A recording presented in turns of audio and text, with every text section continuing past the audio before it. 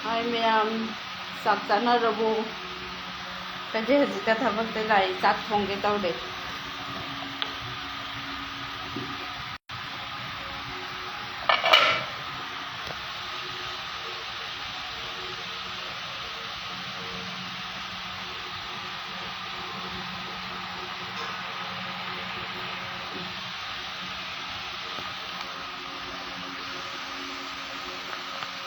Kuide life ta laktaba imanaba imanabi mayam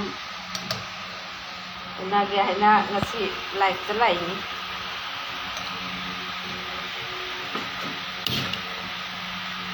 sak thongna rabo mayam sak ka sana rabo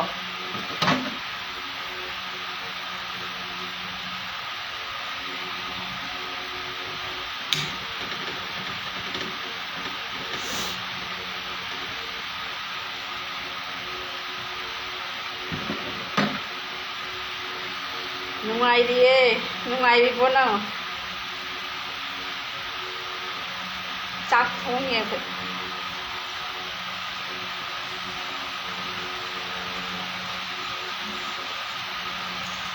aidi hojika sak thongi do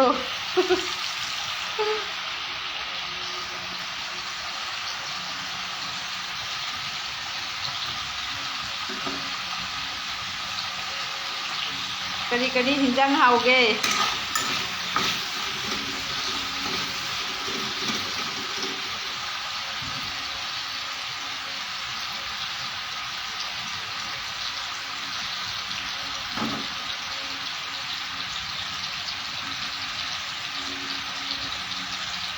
hoi noi kuide udaba haina noi myam munage haina ngasi di thengju thenge chakse adudugi sak thongba doina dum sak thong na wari sa gaina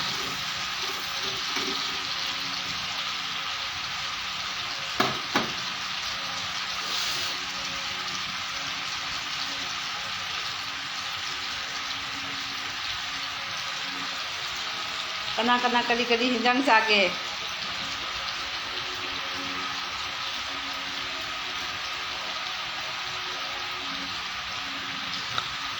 kaidashu leite thabakdagi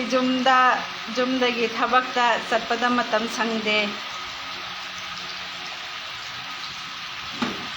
mathen rang leite da ngasidi yen khara leire do asing aulamba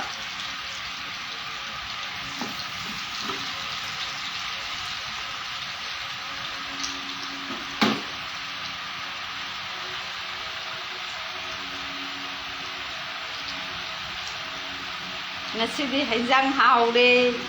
adudugi mayamda live do chi thongbo jo oina uliba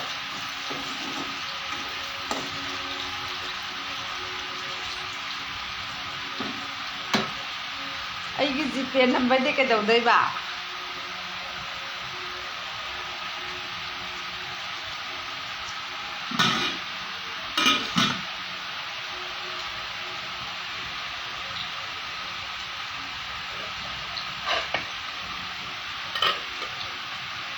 Guwahati da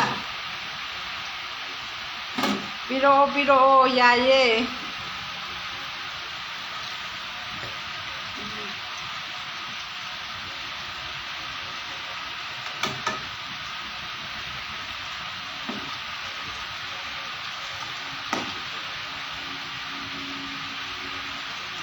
ma like the wari sanaba bu number pina darasu ya pochibo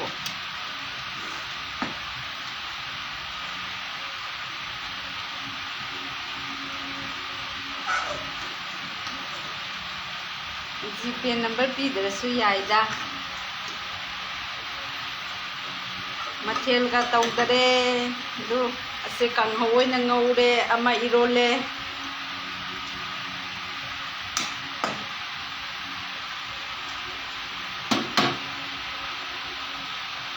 mayamdi kari mathel chage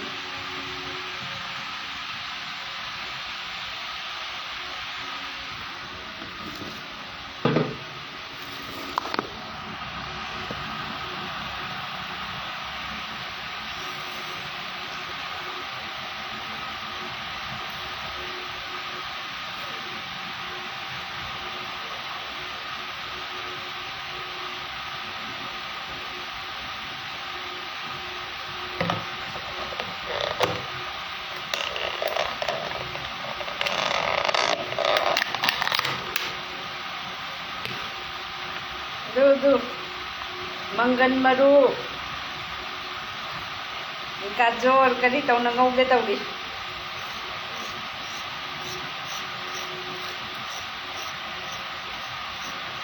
thenge ngasidi lakpasu thenge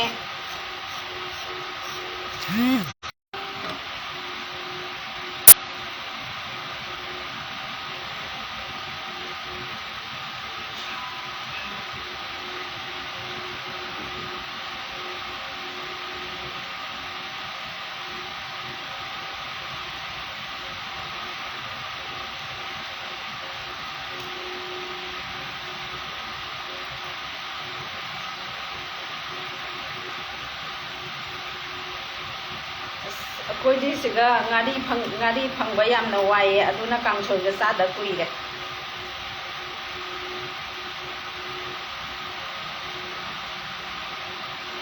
udaba kuire na ngasi amka mu thoklaiba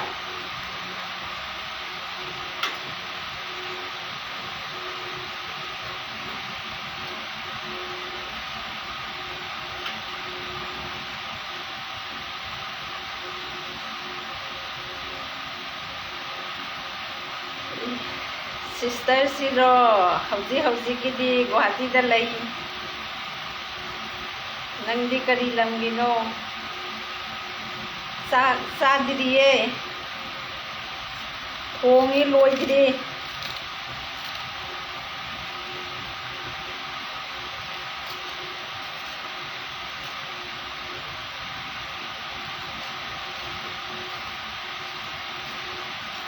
Thabak kan bagi thabak tamango ba na hangagi adugini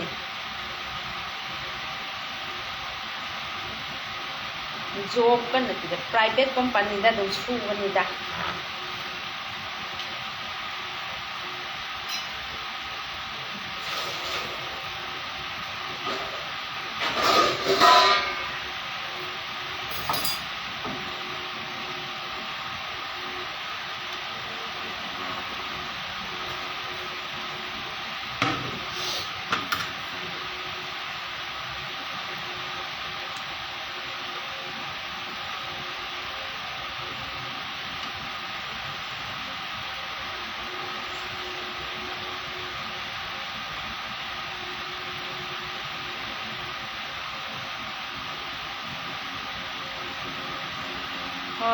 Hoi kuina uda bagini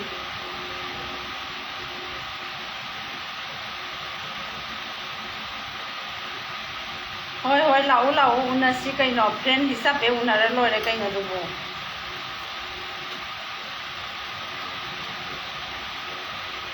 Hi Upa hi do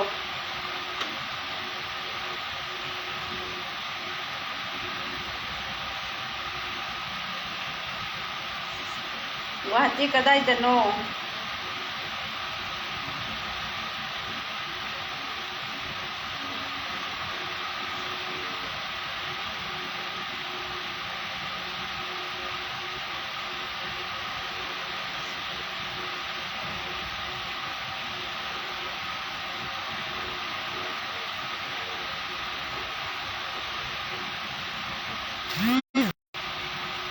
Harak tabi mo laiya kanano kangge nahalay ka na video call ito sala matawlay tabagi type ta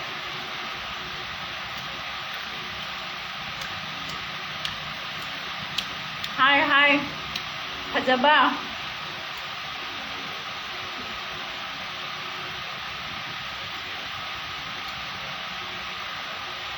Develop mus nungay diye Guwahati da laiba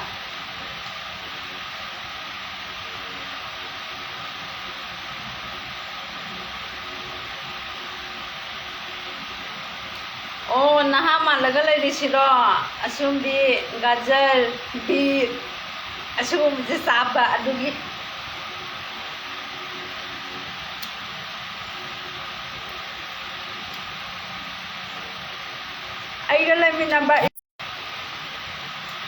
aiga laiminaba isedo haujikti laiminada de make husband lakna ma husband ga laigare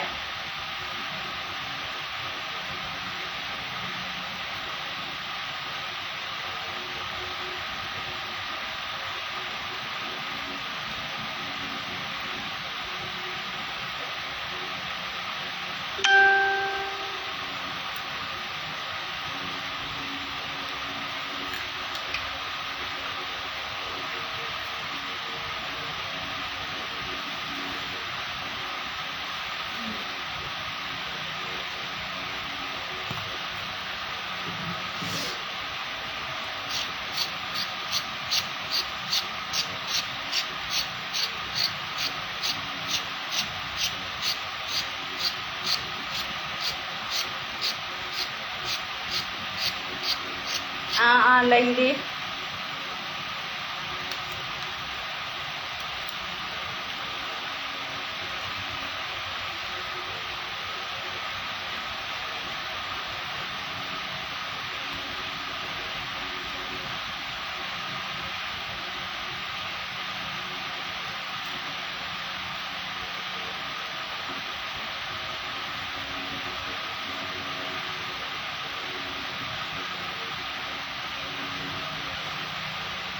hoi chak thong ni thenge ngasidi lakpasu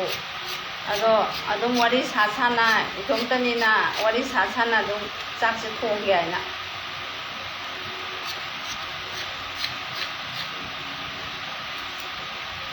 sadriye chak thong ge tawliye chak ti jai gare exam wali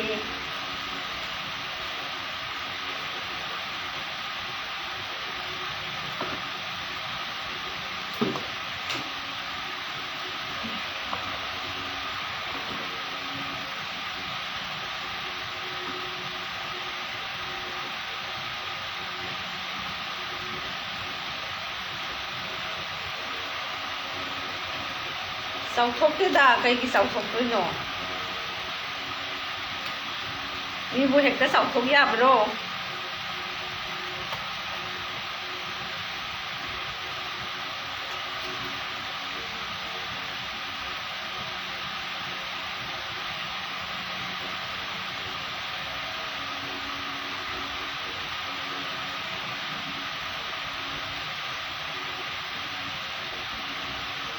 sauthokpa haidi kaino hakchang chauthoi hairibra natraga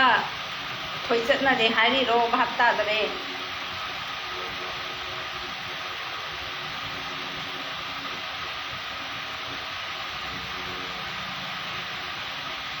lau lau nungdang tamnaba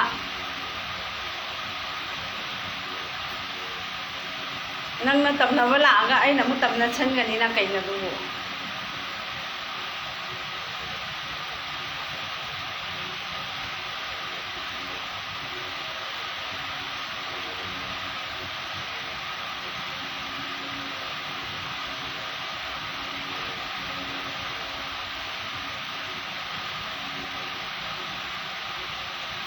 ai GPay number lawdrasu yaida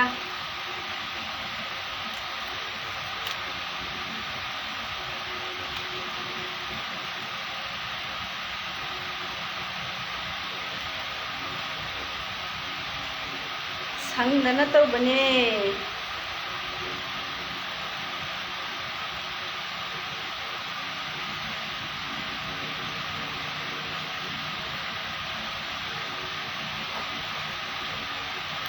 hakchang chauthoi ji jo nungai na leina tawri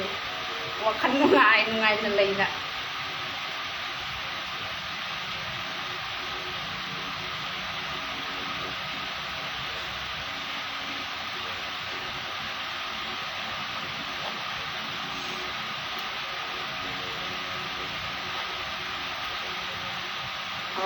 hoi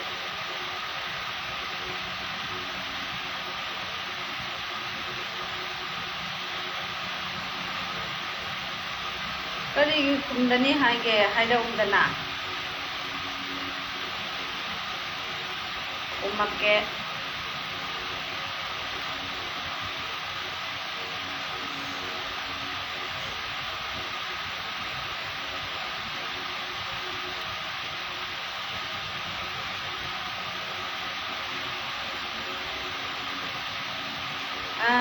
ꯄꯤꯛꯄꯅꯤ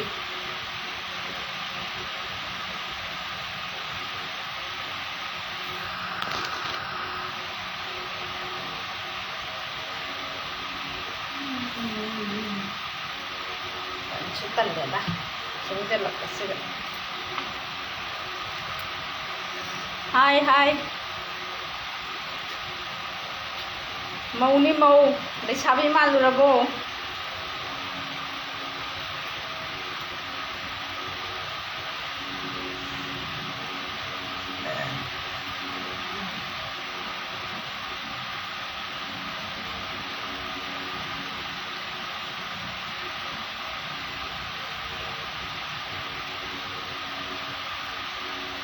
ꯑꯣ number ꯄꯤꯔꯛꯑꯁꯨ ꯑꯩꯗꯤ phone ꯇꯧꯕꯒꯤ ꯀꯩꯅꯣꯁꯦ ꯇꯟꯕ ꯑꯗꯨꯅ ꯂꯥꯏꯚꯁꯨ ꯂꯥꯛꯇꯕ ꯀꯨꯏꯔꯕ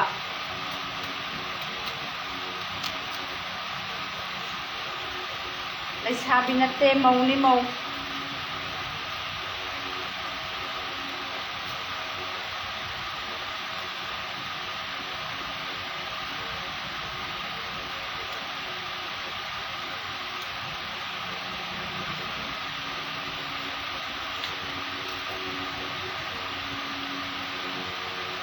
ꯑꯣ ꯍꯧꯖꯤꯛ ꯂꯩꯔꯤꯁꯤꯔꯣ ꯍꯧꯖꯤꯛꯀꯤꯗꯤ ꯒꯨꯋꯥꯍꯥꯇꯤꯗ ꯂꯩꯔꯤꯌꯦ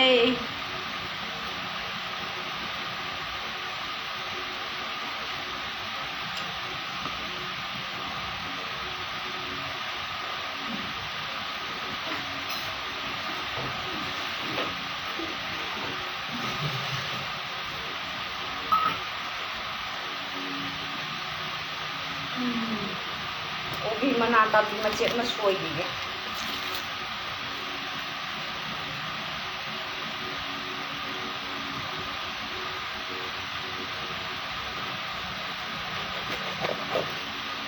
ꯃꯪꯒꯟ ꯃꯔꯨꯅꯦ ꯀꯣꯕꯤ ꯃꯅꯥ ꯇꯥꯕꯤꯅꯦ ꯇꯧꯅ ꯉꯧꯁꯟꯒꯦ ꯇꯧꯔꯤ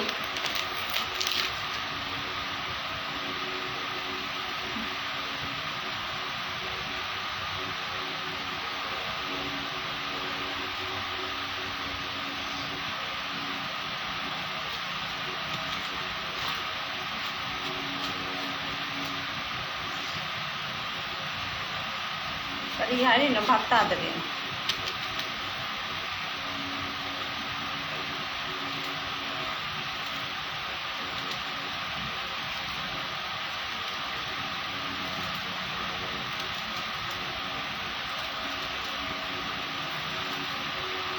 ꯉꯥꯡꯂꯤꯗꯣ ꯐꯖꯗꯔꯦ ꯁꯤꯜꯂꯨ ꯀꯔꯤ ꯋꯥꯔꯤꯅꯣ ꯈꯪꯗꯔꯦ ꯚꯥꯞ ꯇꯥꯗꯔꯦ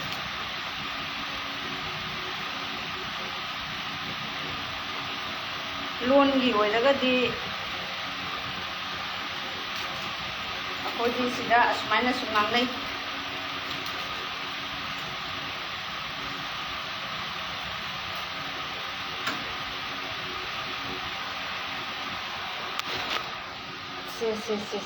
ꯁꯦꯡꯅ ꯎꯗꯦ ꯍꯥꯏꯗꯣꯛꯎ ꯍꯟꯗꯛꯁꯦ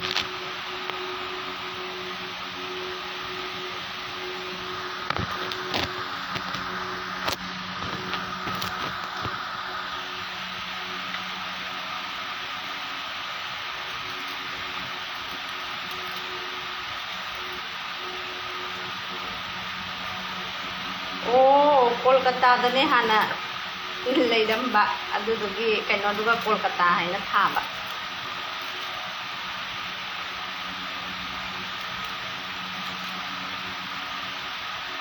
ꯑꯣ ꯍꯧꯖꯤꯛꯀꯤꯗꯤ ꯑꯩꯈꯣꯏ ꯏꯆꯦꯗꯣ ꯑꯩꯒ ꯍꯧꯖꯤꯛꯇꯤ ꯂꯩꯃꯤꯟꯅꯗꯔꯤꯕꯀꯣ ꯍꯧꯖꯤꯛꯀꯤꯗꯤ ꯏꯇꯣꯝꯇ ꯂꯩ ꯊꯪꯅꯕꯁꯨ ꯑꯩꯈꯣꯏꯒ ꯊꯕꯛ ꯁꯨꯃꯤꯟꯅꯕ ꯂꯩ ꯑꯅꯤ ꯑꯍꯨꯝ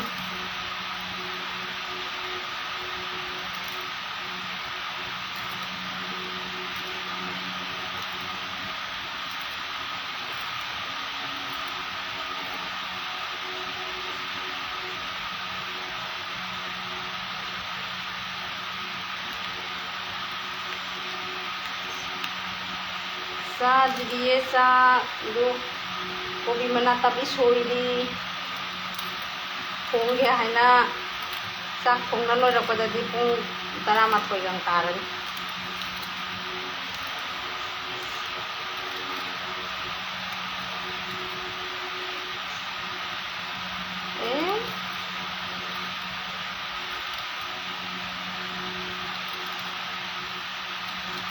ꯂꯥꯛꯀꯅꯤ ꯀꯣꯏꯕ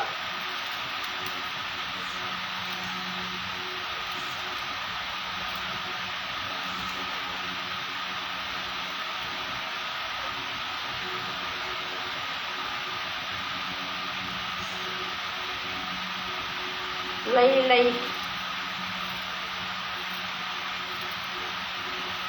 lây gì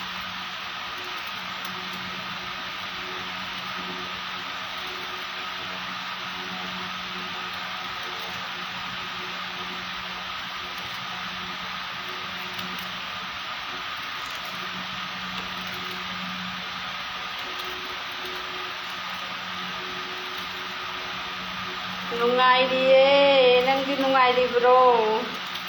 noi mayam se udaba kuire haidana ngasidi live ta lagiba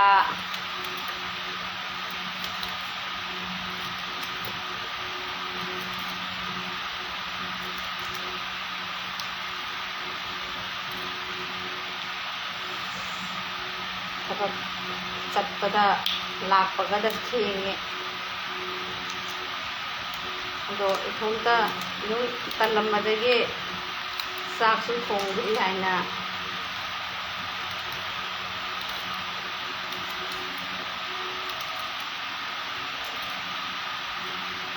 hoi hoi hoi hoi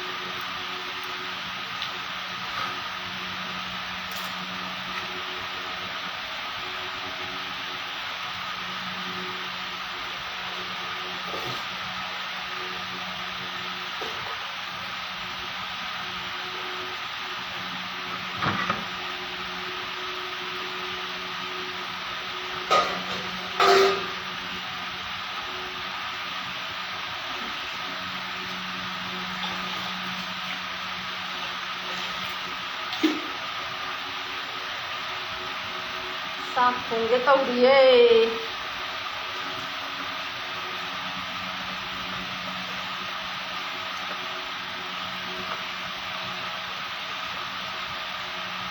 hoi hoi hoi tawbirake nongma phone do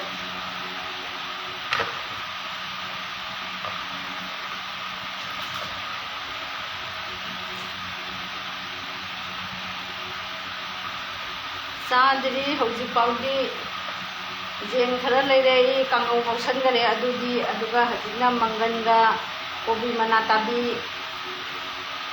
gajar tau nangau de tau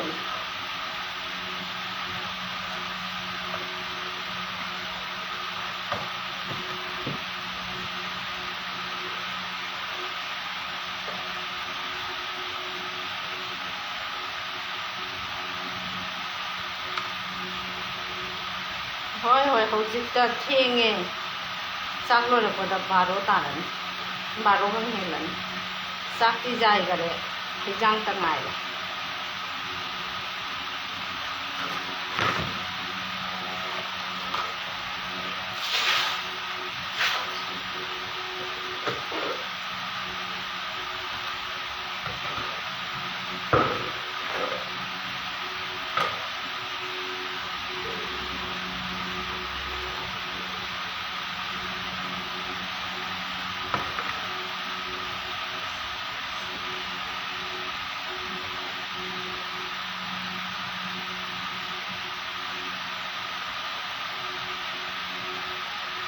kangau ngausan le